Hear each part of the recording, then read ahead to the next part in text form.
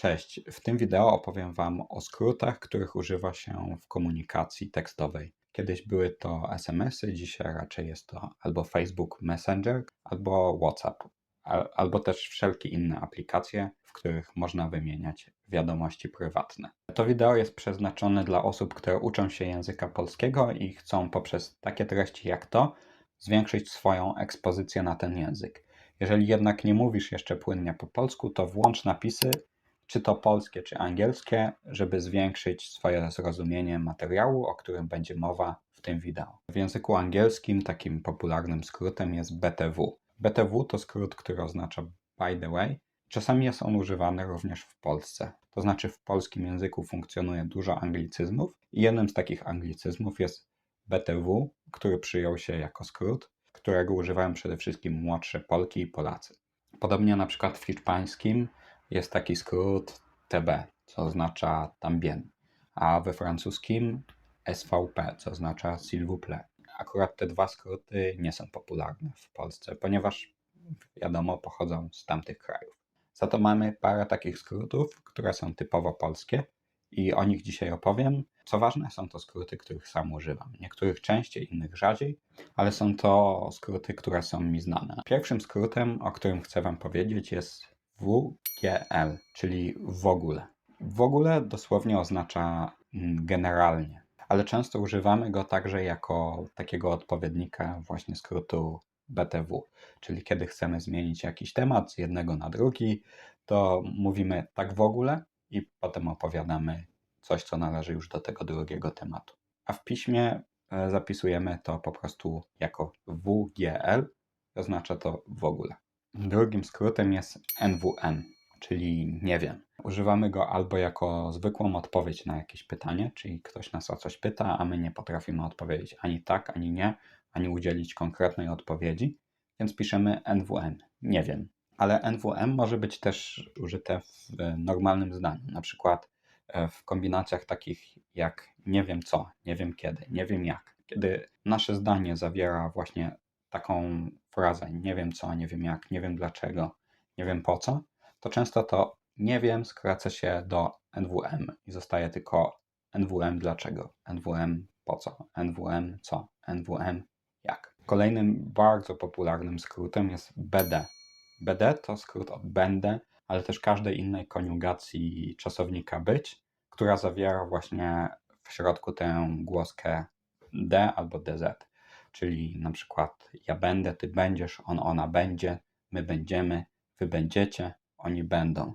W każdym takim przypadku można zastąpić pełne słowo jednym skrótem BD. Wtedy jeżeli piszesz po polsku, nie musisz się zastanawiać, jaka jest odmiana, bo zawsze będzie to BD. Chociaż tyle.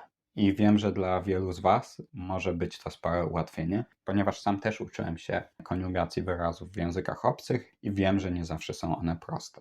Kolejnym skrótem jest JBC, które oznacza jakby co. Jakby co można by przetłumaczyć na angielski jako takie just in case.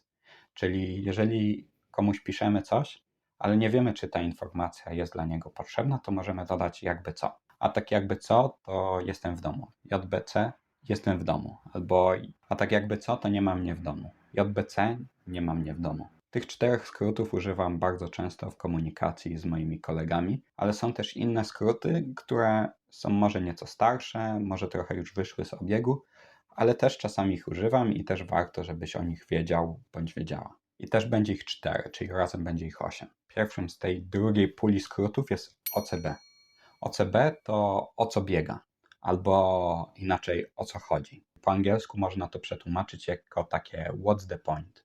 Jeżeli nie wiemy, jak toczą się pewne wydarzenia, albo jaki jest sens danej wiadomości, albo danego wydarzenia, to możemy nawet napisać NWM OCB, co będzie znaczyło nie wiem o co chodzi.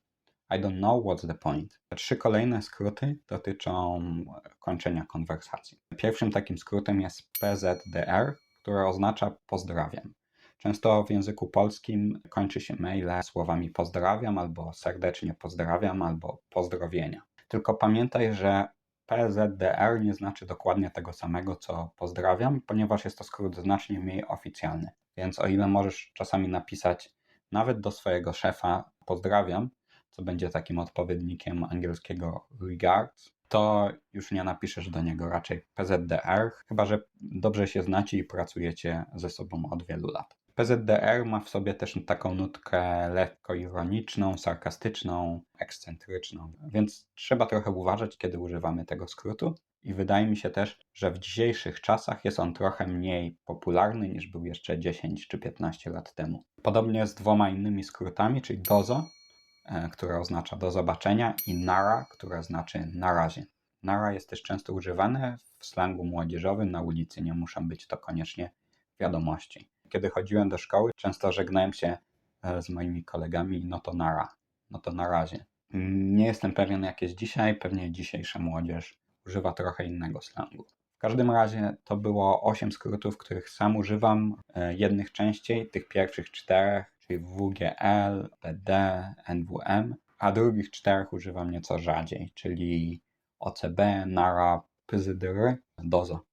Mam nadzieję, że dzięki temu wideo będziesz wiedział, co oznaczają te skróty, kiedy ktoś z Twoich polskich znajomych użyje ich w konwersacji. A może znacie jakieś inne skróty, czy to w Waszym języku ojczystym, czy też w języku polskim. Napiszcie w komentarzu, jakich skrótów używacie i co one znaczą. Zachęcam Was też do subskrybowania tego kanału i oczywiście polubienia tego wideo. Dzięki temu więcej osób może dowiedzieć się o tej formie nauki języka polskiego. A jeśli chcesz na spokojnie przestudiować to wideo, to pobierz jego pełny transkrypt z angielskim tłumaczeniem. Możesz wykorzystać to wideo do nauki języka polskiego we własnym tempie. Dzięki i do zobaczenia w następnym filmie. Dozo.